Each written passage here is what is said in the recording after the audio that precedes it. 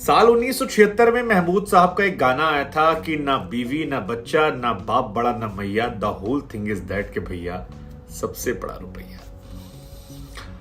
Adipurush film जिसने पहले दिन 140 करोड़ कमाए, तो राइटर मनोज मुंतशिर ने बड़ा लंबा चौड़ा एक पोस्टर जो है वो शेयर किया और लिखा कि आभार मेरे देश।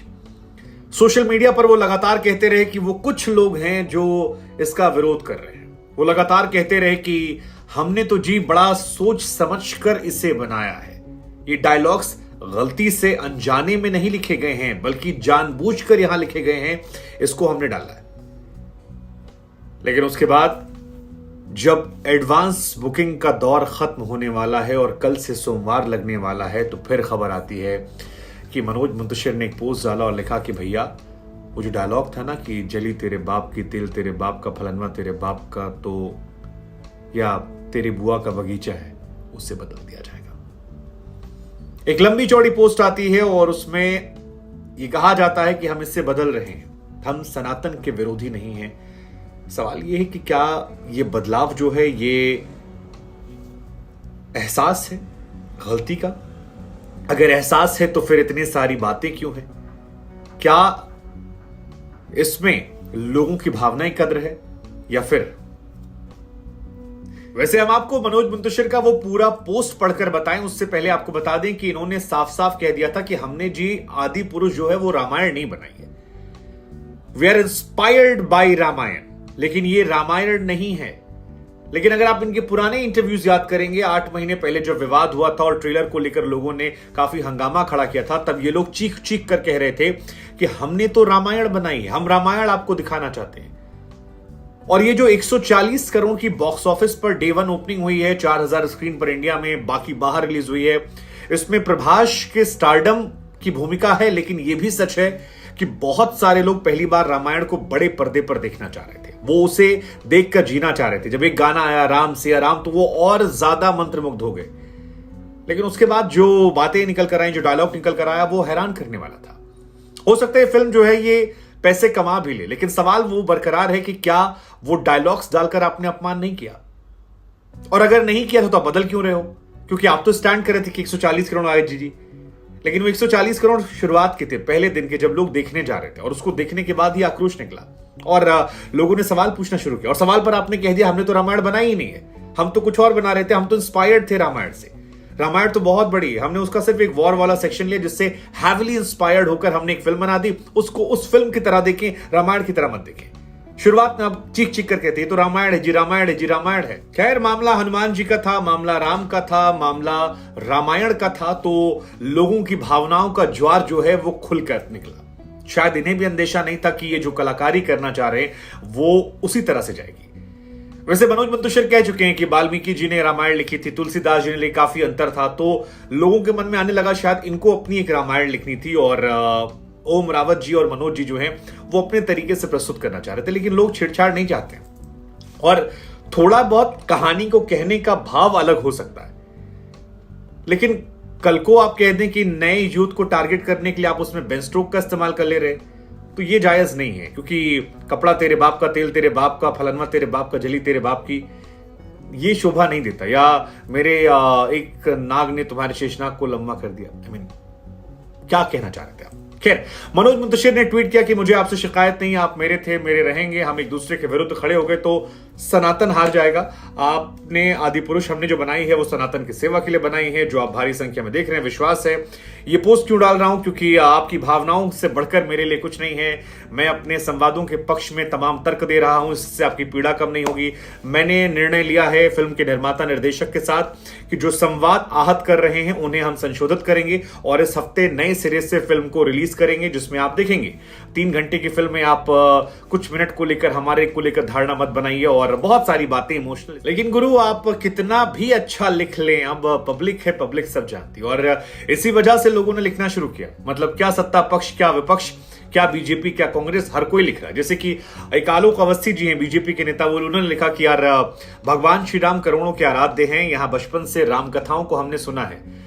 मर्यादा पुरुषोत्तम राम कोई काल्पनिक कैरेक्टर नहीं है, कृपया करके कुतर्क मत गढ़िए, आप अपने कुतर्क से जनता की भावनाओं को और आहत कर रहे हैं, विच इज ट्रू।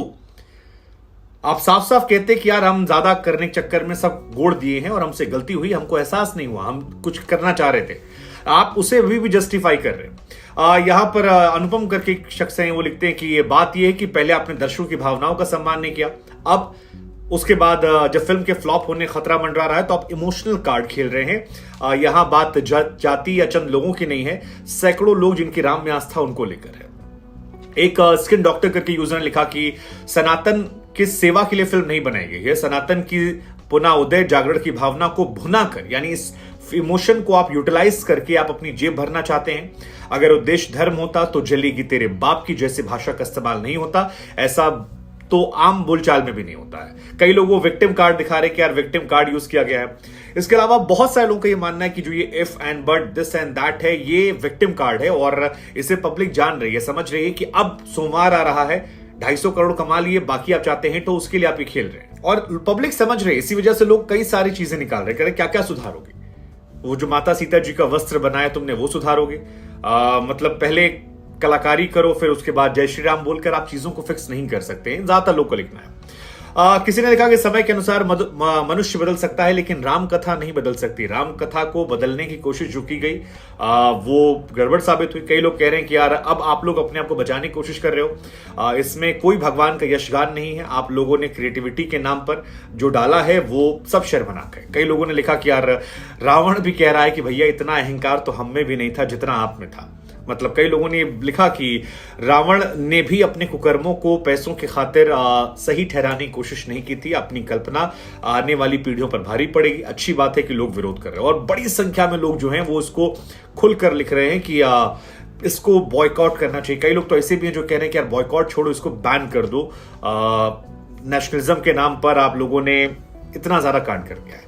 एक प्रोफेसर साहब लिखते हैं कि यार इतना ज्ञान देने की जगह अगर आप क्षमा मांग लेते और संवादों में सीधे सुधार कर लेते तो शायद आपकी व्यक्तिगत गरिमा जो है वो भी बच जाती और लोगों को भी इतनी धुलाई ना करनी पड़ती आपकी। लेकिन जो भी है हैरान करने वाला है। और इसी तरह से बड़ी संख्या में लिखा है लोगों ने कि यार आप लोगों ने पेड ट्वीट करवा के लोगों से कहा, लेकिन अब जो है अब ये मामला हाथ से निकल गया और इसलिए अब आप लोग माफी मांग रहे हैं। और व्यक्तिगत तौर पर मेरा भी ये मानना है कि आप माफी मांगने की जगह सफाई मत दीजिए।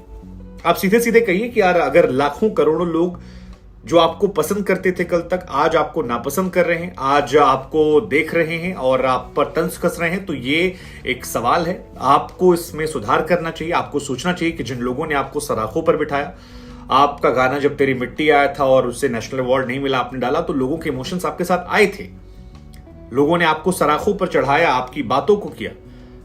आपने अपने नाम में बदलाव किया, मनोज मुंतशिर से मनोज मुंतशिर शुक्ला बने, जिसको लेकर आप पर आरोप लगते हैं। लेकिन वो सब बातें जरूरी नहीं है। जरूरी ये कि आपको एक बड़ी जिम्मेदारी मिली थी और उस जिम्मेदारी को जब आपने बड़े पर्दे पर उतारा तो आप उसमें उस तरह सफल नहीं हो पाए। और अगर नहीं हुए, आपने कुछ उसमें ऐसा डाला जो लोगों की भावनाओं को आहत करने वाला है, तो आपको इसको खुलकर माफी मांगनी चाहिए। शायद आप मनोज मुंतशिर शुक्ला हैं, इस वजह से लोगों ने आप पर उतने तंज नहीं किए। आप कल्पना कीजिए यही किसी और धर्म के व्यक्ति ने लिखा होता तो शायद लोग इसको बहुत अलग तरीके से लेते, रिएक्शन ज्यादा होता। तो अगर आप से एक जमाने में लोगों को प्रेम रहा है तो उस प्रेम का सम्मान कीजिए। पैसा तो आज है, कल चला जाएगा, परसों फिर आएगा। वो जो सम्मान, वो जो इज्जत है वो नहीं जाएगी। और ऐसे ही रामायण का जो पात्र है, रामायण की जो भावना है वो नहीं जानी चाहिए। मुझे यही लगता है कि आप क्या सोचते हैं जो डायलॉग्स को परिवर्तित किया गया है, इसको लेकर आपकी सोच क्या है, हमें जरूर बताइएगा, कमेंट कीजिएगा। और आपकी सोच क्या है मनोज मुंतशिर के इस पोस्ट पर।